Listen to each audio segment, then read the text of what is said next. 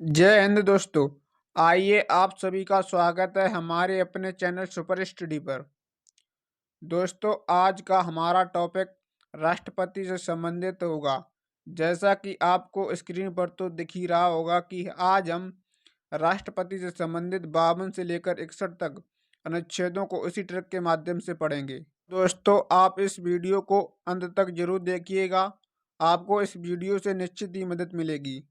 तो चलिए वीडियो को स्टार्ट करते हैं। तो ट्रिक है पकाने कोका दियो दसम। आर्टिकल 52 में राष्ट्रपति का पद होगा और आर्टिकल 53 में राष्ट्रपति कार्यपालिका का प्रधान होता है। इसके बारे में बताया गया है। आर्टिकल 53 में लिखा है कि राष्ट्रपति कार्यपालिका का प्रधान होता है और आर्टिकल 54 में है कि राष्ट्रपति का निर्वाचन कैसे होगा। आर्टिकल 55 में है राष्ट्रपति के कोटा के बारे में। आर्टिकल 56 में है राष्ट्रपति के कार्यकाल के बारे में कि राष्ट्रपति का कार्यकाल कितना होता है। और आर्टिकल 57 में होगा कि राष्ट्रपति का दोबारा निर्वाचन कैसे होता है। आर्टिकल 58 में राष्ट्रपति की योग्यताओं के बारे में बताया गया है। आर्टिकल 59 में राष्ट्रपति की दशाओं के बारे में बताया गया है। आर्टिकल 61 में राष्ट्रपति के शपथ के बारे में बताया गया है। आर्टिकल 61 में बताया गया है कि राष्ट्रपति पर महाभियोग कैसे चलाया जाएगा। तो ये ट्रिक थी आर्टिकल 52 से लेकर आर्टिकल 61 तक। क्या ट्रिक थी? पकाने कोका दियो दसम।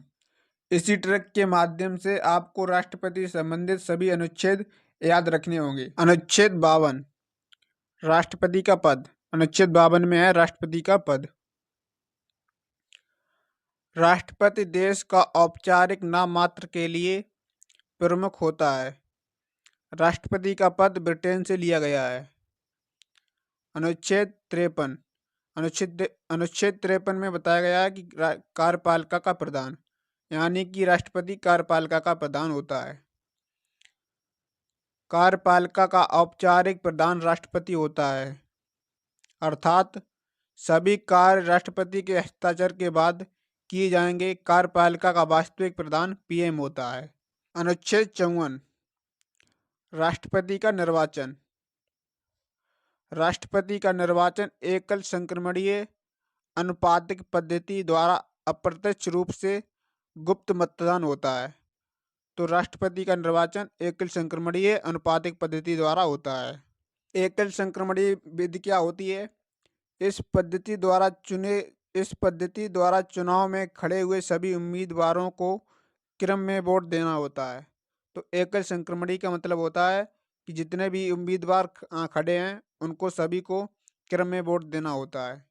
अनुपातिक पद्धति, इसका मतलब होता है कि इसके तहत एक राज्य के सभी विधायकों के मतों का योग को बराबर करना एवं सभी सांसदों का मत मूल्य को बराबर करना होता है।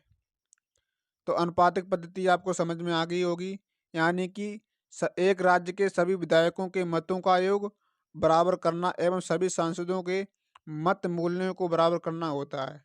अप्रत्यक्ष मतदान होता है, जैसा कि राष्ट्रपति के निर्वाचन में जनता भाग नहीं लेती है, बल्कि जनता द्वारा चुने गए प्रतिनिधि भाग लेते हैं। अनुच्छेद 55, इसमें राष्ट्रपति का कोटा होता है। जमानत जब्त होने के बाद भी प्रत्याशी जीत सकता है, किंतु कोटा से कम वोट पाने पर जीते हुए प्रत्याशी को भी हटा दिया जाता है और पुनः चुनाव किया जाता है। तो आर्टिकल 55 में पुनः चुनाव के बारे में भी बताया गया है। अनुच्छेद 56 राष्ट्रपति का कार्यकाल।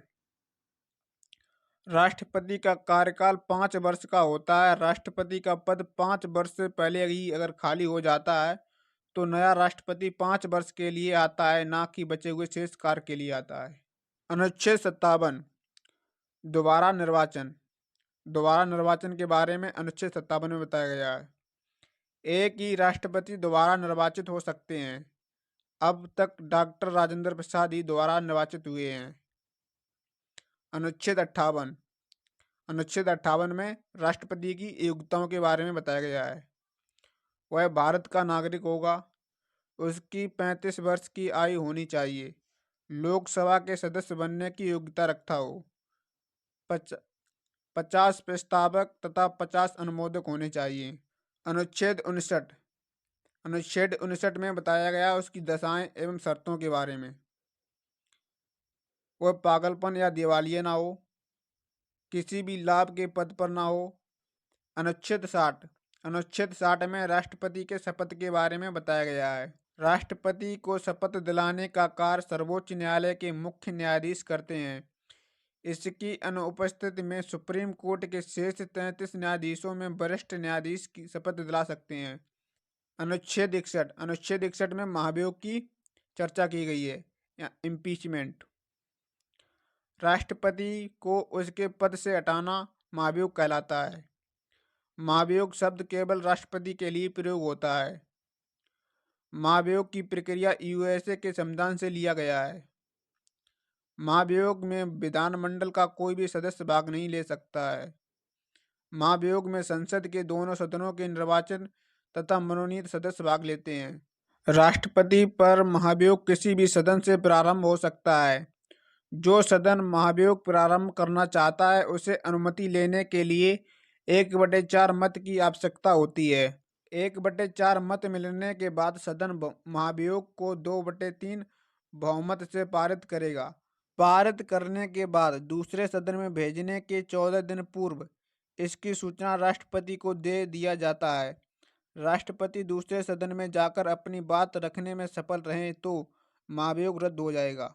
किंतु यदि दूसरा सदन भी 2/3 बहुमत से महाभियोग को पारित कर देता है तो राष्ट्रपति पर महाभियोग लग जाएगा और राष्ट्रपति को पद से हटा दिया जाएगा और 6 महीने के भीतर राष्ट्रपति का चुनाव होगा। अनुच्छेद 62 में राष्ट्रपति के पद का रिक्त होने की चर्चा दी गई है। दोस्तों, अगर आपको हमारी वीडियो का कंटेंट और वीडियो का तरीका अच्छा लगा हो तो आप हमारी वीडियो को लाइक एंड सब्सक्राइब जरूर कीजिएगा। Thank you.